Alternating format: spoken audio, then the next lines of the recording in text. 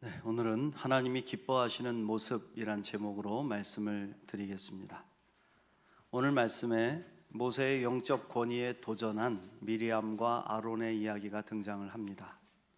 성경은 늘 주요한 역할을 한 주동자의 이름을 앞에 먼저 부르는 경향이 있기 때문에 이 사건의 주동자는 아론보다는 미리암이었을 것으로 추측할 수가 있습니다. 자, 1절 말씀을 다시 보시면 모세가 굿수 여자를 취하였더니 그 굿수 여자를 취하였으므로 미리암과 아론이 모세를 비방하니라. 미리암이 좀 더 화가 났던 것 같습니다. 당연하죠. 여자 문제는 여자들이 더 민감할 수밖에 없습니다. 미리암은 모세의 누이이기도 했으니까 그 시누이와 올케와의 갈등은 예나 지금이나 국경을 넘어서도 풀리지 않는 숙제죠. 어찌됐든 미리암과 아론은 모세가 굿수 여인을 취하여 아내를 삼은 일을 비방했습니다. 그러면서 그의 리더십에 문제를 제기를 하죠. 저는 이 말씀을 묵상하면서 우리가 잘못을 대하는 태도가 중요하다는 생각을 했습니다. 누구나 잘못을 할 수는 있죠. 그리고 우리가 서로 사랑한다면 그 잘못에 대하여 조언하고 책망할 수 있습니다. 바른 길을 가라고 안내하고 함께 기도해 줄 수 있습니다. 그러나 가장 좋지 않은 태도가 있으니까 바로 뭐냐? 모욕을 주는 거죠. 모욕을 주는 거. 모욕을 주고 만천하에 떠들어서 비방하고 다니는 거. 그러면 우리 마음속에 어떤 마음이 듭니까? 너는 나를 모욕했어. 그런 말처럼 손가락질하고 사람들에게 알리고 부끄러움을 주는 태도로 지적하는 것은 옳은 방법이 아닙니다. 이런 태도는 오히려 상대방의 마음에 반감을 사고 일을 더 크게 만드는 계기가 될 뿐입니다. 내가 죄를 봤고 문제를 알게 됐다면 그가 진심으로 회개하고 변화되기를 먼저 기도하고, 그리고 나서는 그의 문제를 어떻게 함께 풀어줄 수 있을지를 고민해야죠. 사랑의 마음을 가지고 진실된 마음을 가지고 그를 찾아가서 가르쳐 주어야 된단 말입니다. 결코 비방으로는 어떠한 변화도 이끌어낼 수 없다는 것을 깨닫는 저와 여러분 되시기를 축복합니다. 단순하게 볼 때는 그저 모세가 이방 여인을 아내로 맞이했기 때문에 당연히 잘못을 저질렀으니까 그걸 지적했다고 볼 수 있어요. 그러나 이 반역에는 좀 더 정치적이고 계산된 마음이 깔려 있었습니다. 이 일은 당시 이스라엘 최고의 종교 지도자인 대제사장 아론과 여선지자였던 미리암이 한편이 돼서 하나님과 이스라엘 사이의 유일한 중재자였던 모세의 권위에 정면으로 도전한 심각한 문제였다는 것이죠. 모세의 권위는 하나님이 주신 것이고 하나님이 세우신 것입니다. 그 권위에 도전한 것은 결국 하나님께서 행하신 주권에 도전한 것과 같은 것이 된 겁니다. 그들은 이스라엘 최고의 영적 지도자이기도 했지만 동시에 모세와는 피를 나눈 한 가족이었단 말입니다. 아론은 모세의 형이었고 미리암은 누이였잖아요. 그렇다면 그 누구보다도 모세의 입장을 이해해주고 대변해주고 함께 해줘야 할 사람들이어야 하지 않겠냐 이거죠. 그런데 그들은 백성들 앞에서 모세를 비난하고 모욕을 주고 분열하는 모습을 보였다는 거예요. 여러분, 왜 이런 모습이 벌어졌을까요? 그것은 그들 마음속에 교만과 욕심이 숨겨져 있었기 때문입니다. 나름대로 보면 아론과 미리암은요, 이스라엘의 이미 최고의 지도자입니다. 아론은 이스라엘의 대제사장이고 최고의 종교 지도자로 가장 거룩한 사람으로 인정받은 사람이었잖아요. 미리암은 여선지자야. 최초의 여선지자로 성령 충만한 여성들의 우두머리였죠. 그들은 최고의 권위를 부여받고 지도자로 일을 하고 있었단 말입니다. 그런데 여전히 마음속에는 아직도 부족해. 더 오르고 싶은 욕망, 특별히 모세의 권위를 뛰어넘고 싶은 욕망이 그 마음속에 도사리고 있었다는 겁니다. 권력욕은요, 이토록 가족까지도 버리게 할 만큼 우리를 타락하게 만듭니다. 권력에 대한 욕심이 생기면 우리 마음속에 하나님의 자리를 탐냈던 사단이 도사리게 되죠. 그게 바로 선악과입니다. 가장 근원적인 욕망, 하나님과 같아지고 싶다, 더 높아지고 싶다, 더 오르고 싶다, 더 많이 갖고 싶다. 근데 여러분, 이 반역에 앞서서 민수기 11장에 백성들이 모세를 원망하면서 고기를 먹게 해달라고 막 때를 썼던 장면이 있습니다. 장막 앞에 나와가지고 막 맨날 울부짖으면서 우리를 여기 데리고 나와가지고 고기도 못 먹게 하고, 애굽에 있을 때는 그래도 고기도 가끔 먹고 그랬었는데 이거 맞나 지긋지긋하다, 고기 좀 먹게 해달라고 막 울부짖는 소리에 모세가 막 기가 죽어가지고, 그러니까 하나님께서 이 원망하는 이스라엘 백성들에게 불을 내려 심판하셨고, 모세는 이 반역을 겪으면서 하나님께 자신을 막 죽여달라고 애원할 만큼 상처를 깊이 받습니다. 지도자가 상처를 받으면 지치게 되는데, 하나님께서 모세를 위로하시기 위해서 어떤 일을 하시죠? 야, 너희들 가운데 지혜로운 자, 장로들 있지 않냐? 70명의 장로들이 있으니까 그 사람들 불러서 회막으로 데리고 나와라. 내가 그들에게 내 영을 부어줘서 너를 돕게 할 것이다. 그래서 이 장로들을 세워가지고 모세를 돕게 함으로 반역을 잠잠하게 하셨지만은 모세의 리더십에 커다란 상처를 입었던 것은 분명하단 말입니다. 사단은요, 이거를 여지없이 이용을 합니다. 왜? 모세가 넘어져야 이스라엘이 넘어지고, 이스라엘이 넘어져야 이스라엘을 통한 하나님의 구원의 계획이 실패로 돌아가기 때문에. 이 반역 사건이 얼마 지나지 않아서 모세가 하필이면 구스 여인을 아내로 맞이했다. 모세에게는 시보라라고 하는 이 여인이 아내가 있었는데, 여러분 그 아내도 아시다시피 미디안의 이방 여인이었단 말이에요. 그런데 구스는 어디입니까? 에디오피아. 그러니까 에디오피아는 아프리카 지역이죠. 피부색이 검은 이방의 여인이었을 겁니다. 아마 이집트에서 출애굽할 때 함께 노예 생활을 했던 사람들 가운데 구스 여인이 섞여 있었을 거예요. 그 출애굽한 백성들 가운데 있다가 모세를 만나서 사랑에 빠진 것으로 보입니다. 그러니까 율법적으로 보면 하나님의 대리자인 모세가 이방 여인과 결혼한 것은 분명한 잘못이죠.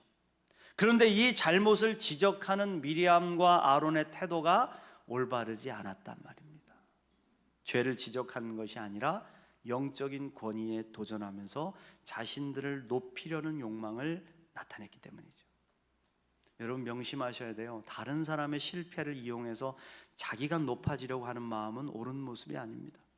남이 못되고 남이 망하고 남이 잘못된 걸로 해서 내가 잘되고 올라섰다, 그거 여러분 것이 아니에요.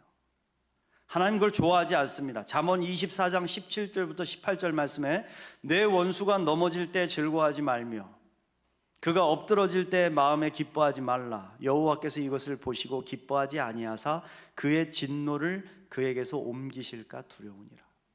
누구에게 옮긴다는 거예요? 원수가 넘어지는 걸 보고 기뻐하고 그것을 통해서 내가 잘 되는 걸 좋아하는 사람들에게로 주님의 진노가 옮겨간다는 겁니다.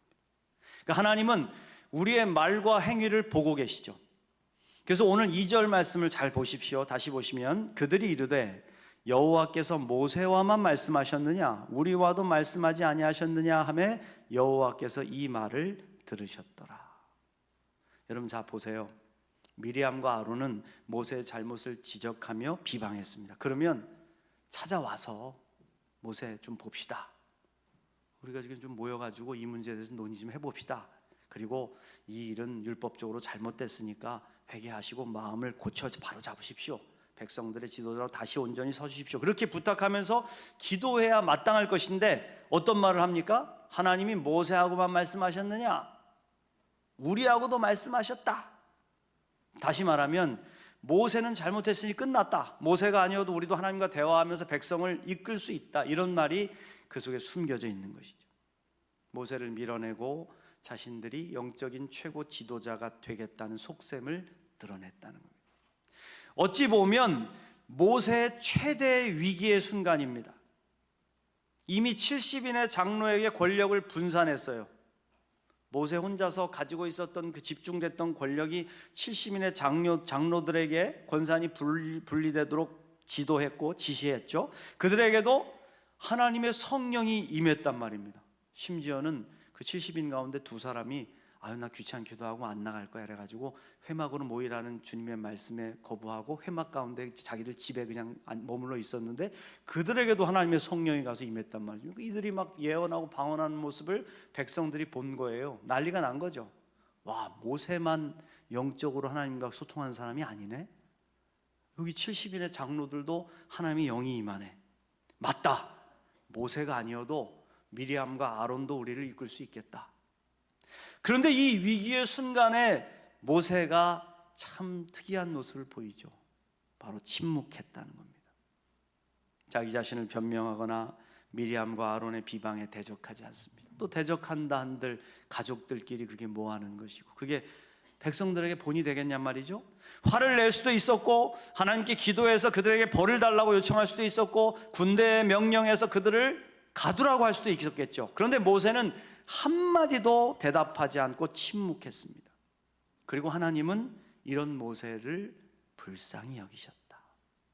그리고 하나님께서 직접 나서서 변호해 주시기 시작했다. 할렐루야. 여러분, 하나님이 왜 모세를 변호해 주셨을까요? 그 이유가 오늘 말씀에 나옵니다. 하나님이 변호해 주시는 인생이 있다. 하나님이 기뻐하시는 성도들의 모습이 있다. 바로 모세에게 그런 모습이 있었다. 자, 오늘 말씀을 통해서 하나님이 기뻐하시는 성도들의 모습이 무엇인지를 한번 살펴보겠습니다. 은혜를 받으시길 축복합니다. 자, 첫 번째로 하나님이 기뻐하시는 모습은요, 온유한 모습입니다. 온유한 모습. 온유라는 단어가 프라우테스라고 하는데, 이게 힘은 가지고 있지만은 그것을 잘 절제해가지고 그것을 사용하지 않고 겸손하게 이렇게 자기 자신의 모습을 온전히 지키는 이제 그런 모습을 온유라고 하는데, 뭐 모세도 마찬가지로 힘도 있고 능력도 있었지만은 절제하는 것. 자, 2절 말씀에서 하나님이 이 모든 상황을 듣고 계셨다고 하는데, 하나님은 모세의 상황을 들으셨어요. 그리고 아무 말도 하지 않고 침묵하는 모세를 긍휼히 여기시죠. 그렇습니다. 우리가 위기의 순간에 해야 될 일은요, 겸손하게 먼저 엎드려 삶을 돌아보고 하나님의 긍휼을 기다리는 것인 줄 믿습니다. 분노하거나 싸움하는 것이 아니라 온유함으로 하나님의 처분을 기다릴 때 긍휼하고 신실하신 하나님의 사랑이 우리를 도우시고 건지실 줄로 믿습니다. 자, 3절 말씀 보십시오. 이 사람 모세는 온유함이 지면의 모든 사람보다 더하더라. 마치 이 말씀을 일부러 집어넣은 것처럼 갑자기 툭 튀어나왔어요. 그런데 하나님께서 모세를 평가하신 말씀이죠. 이 사람 모세는 온유함이 지면의 모든 사람보다 더하다. 이 평가가 하나님이 모세를 바라보시는 마음이죠. 온유와 겸손은 우리 구세주 예수님의 성품입니다. 믿습니까? 마태복음 11장 29절 말씀, 나는 마음이 온유하고 겸손하니 나의 멍에를 메고 내게 배우라. 그리하면 너희 마음이 쉼을 얻으리니. 예수님은 온유하고 겸손하신 당신의 마음을 우리에게 배우라고 말씀하셨어요. 배워라. 왜? 이 마음만이 미움과 다툼이 가득한 이 세상을 평화롭게 만들고 또 쉴 수 없이 끊임없이 방황하는 우리의 영혼과 마음을 쉼으로 이끌어 줄 수 있기 때문에 예수님은 온유하고 겸손한 모습으로 이 땅에 오셨죠. 그리고 인간인 세례 요한에게 친히 세례를 받으셨습니다. 저 같으면 요한아, 내가 오늘 너한테 세례 좀 받아야 되겠다. 내가 누군지 알지? 실수하면 안 된다. 잘해라. 그래서 이렇게 들어가가지고 딱 뭐 받으셨을 수도 있겠는데, 우리 예수님은 정말 겸손하신 모습으로 온전히 세례를 받으셨죠. 그때 하늘이 열리는 거 아닙니까? 하늘이 활짝 열리면서 하나님께서 말씀하시죠. 이는 내 사랑하는 아들이요 내 기뻐하는 자라. 무슨 뜻입니까? 바로 이 모습, 온유하고 겸손한 내 아들의 모습을 나는 사랑하고 기뻐한다. 할렐루야. 그렇습니다. 예수님은 이 온유하고 겸손하신 모습으로 십자가를 지셨습니다.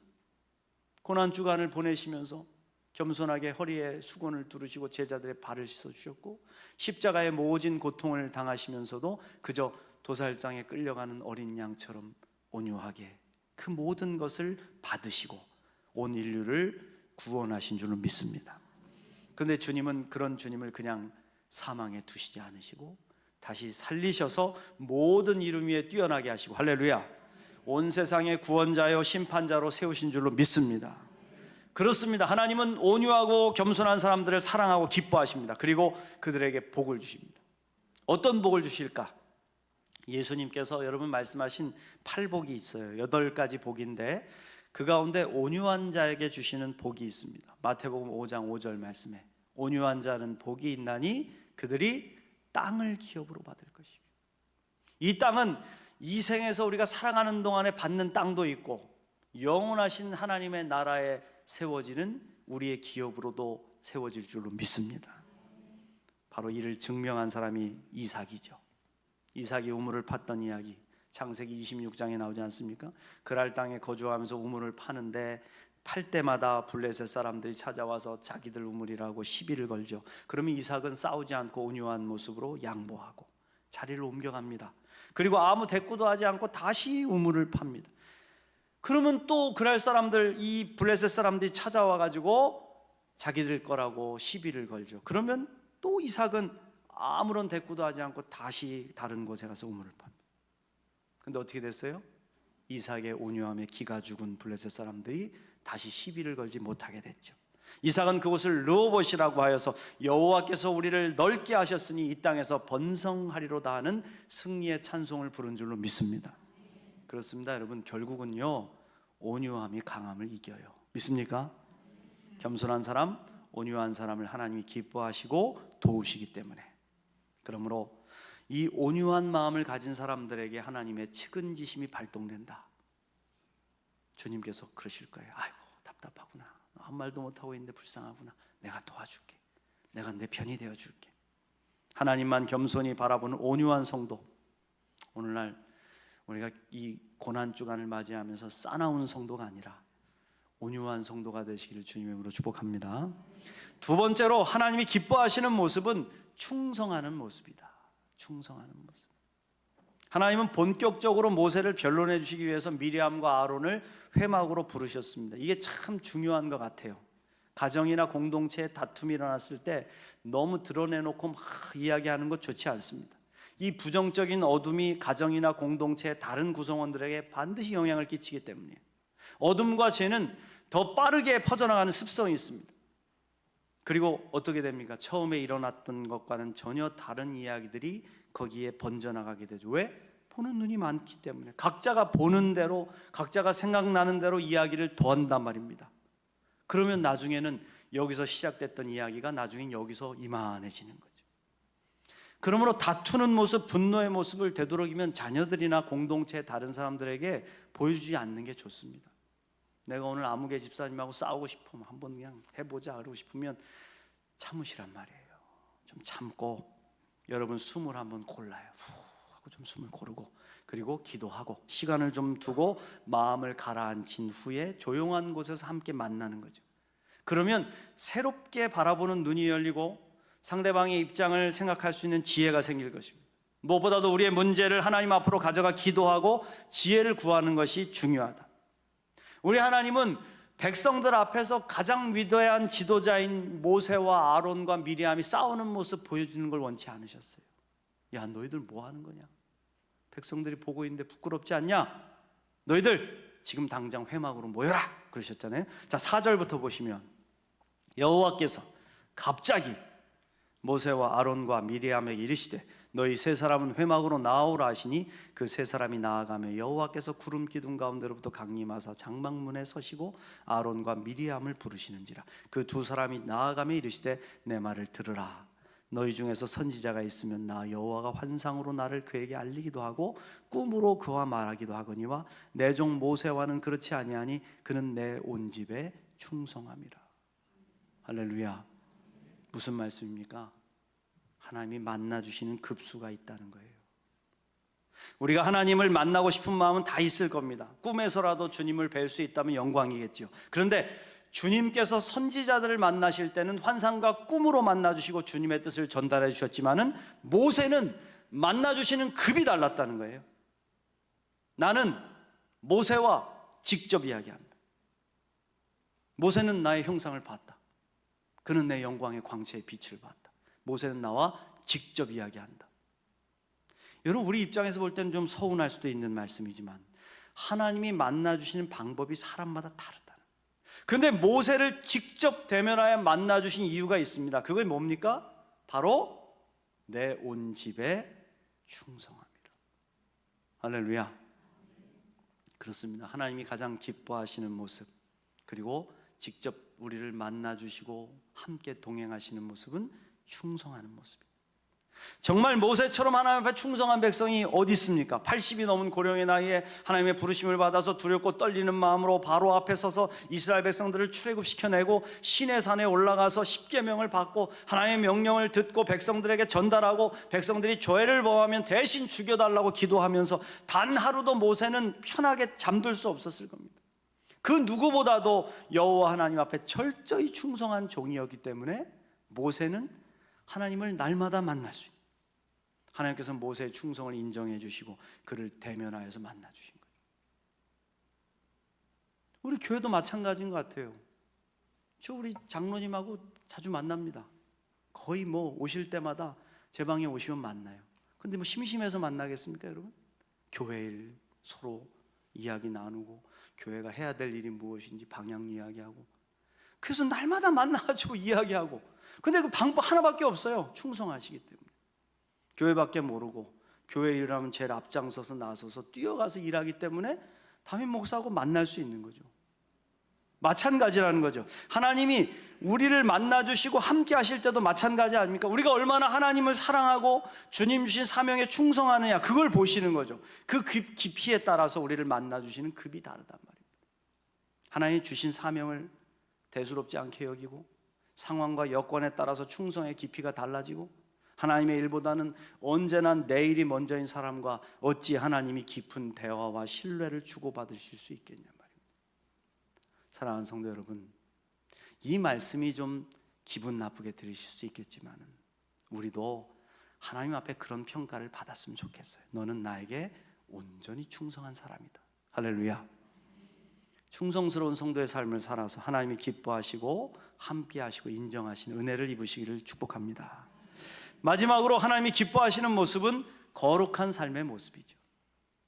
하나님을 뵙고 하나님과 함께 할 수 있는 조건은 오직 하나밖에 없습니다. 바로 거룩한 삶을 사는 것입니다. 하나님은 죄와 함께 하지 않습니다. 그래서 그 죄를 멸하기 위해서 예수님을 십자가에 달려 죽이신 거예요. 우리의 죄를 대속하지 않고는 우리와 함께 할 수 없기 때문에, 저와 여러분이 예수님의 은혜의 십자가 보혈로 죄사함 받지 않고는 결코 하나님의 거룩에 이를 수 없기 때문에 주님께서 십자가를 지신 것입니다. 그래서 하나님은 당신의 백성들이 자신과 같은 정체성을 갖기를 원하셨어요. 그래서 이렇게 명령하십니다. 레위기 11장 45절 말씀에 나는 너희의 하나님이 되려고 너희를 애굽 땅에서 인도하여 낸 여호와라. 내가 거룩하니 너희도 거룩할지어다. 그렇습니다. 하나님께서 우리의 하나님이 되시려고 우리를 세상에서 불러내셨죠. 그런데 하나님의 백성이 되는 제일 조건은 오직 하나, 거룩에 있다는 거예요. 하나님이 거룩하시기 때문에 우리도 거룩해야 하나님 앞에 설 수가 있어요. 그런데 저와 여러분은 아무리 노력해도 우리 인간적인 노력 가지고는 그 거룩에 이를 수 없단 말입니다. 그 어찌 해야 될까요? 예수님의 십자가밖에 없잖아요. 주님의 십자가, 오직 예수 그리스도의 보혈의 공로를 의지하여서 죄를 회개하고 말씀에 순종함으로 하나님이 기뻐하시는 길을 걸어갈 때 우리는 그래도 거룩에 조금씩 이르러 갈 수가 있다.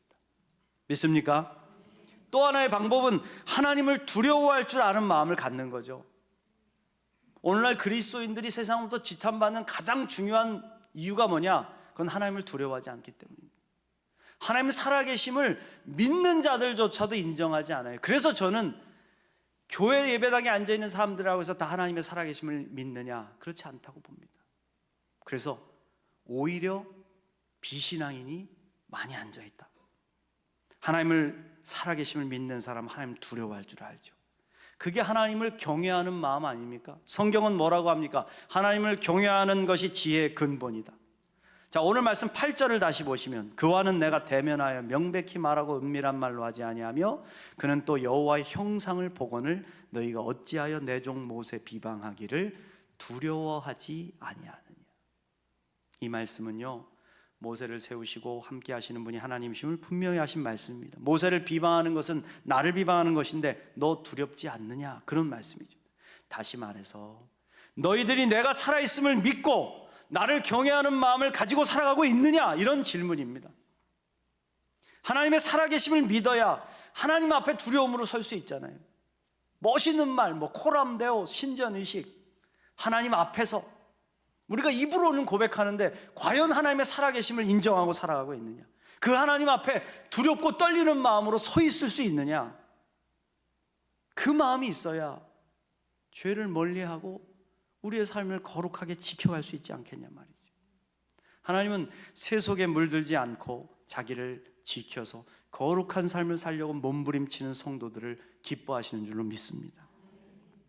죄를 짓든 말든 죄에 둔감하고 세 속에 물들어서 거룩함을 잃어버리고 그러한 자신의 모습을 보면서도 아무런 죄책감을 느끼지 못하는 삶으로는 하나님을 뵐 수가 없죠. 그러므로 깨어나야 합니다.